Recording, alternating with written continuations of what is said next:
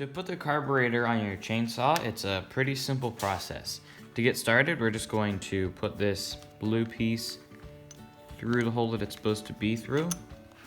And then there's two holes in the carburetor that slide through these pins. And then the whole entire carburetor slides into place. Now with some of these fuel lines loose, we're able to maneuver them around and get them into the correct places that we want. This fuel line here connects right onto this part of the carburetor. And then we have some other fuel lines over here. And this one coming off of the bulb goes on this piece. It's this one right here. It's gonna be easier if I just take the carburetor off again. And we'll slide that into place just like that. So now we have our fuel lines hooked up. And next we need to put the throttle on. Now this piece here gets attached like this, and then the air filter goes right there. So this throttle piece gets connected right on the end of this piece right there. So when you pull this, then this will lock in place, and then when you pull the throttle right here, that will release. So we need to connect all these.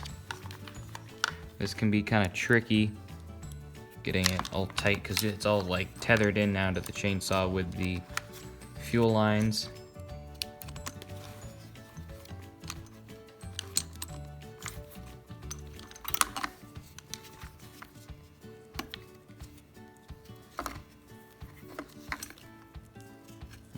There we go.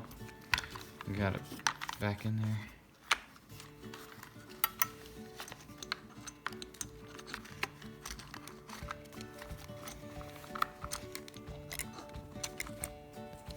Right now, this should slide right back on. We have everything connected. We can screw in the fuel bulb. We can do that later. And now, this piece here slides right onto here.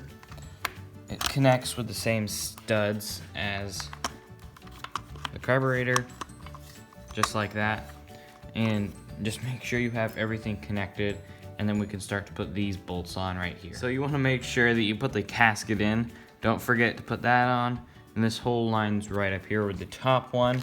It also lines up with the hole on the carburetor.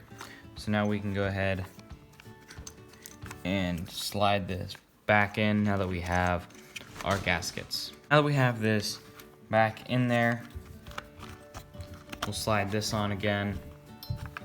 And we can connect our fuel bulb as well. This is just held in by an Allen screw right here that we can thread in. And it holds that in place. Now we can go ahead and put these screws in right here, or these bolts in,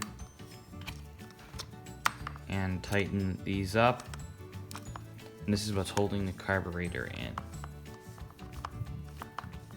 Now if I pull out the choke and then pull the trigger, it goes right back in. So it seems like that mechanism is working really nicely.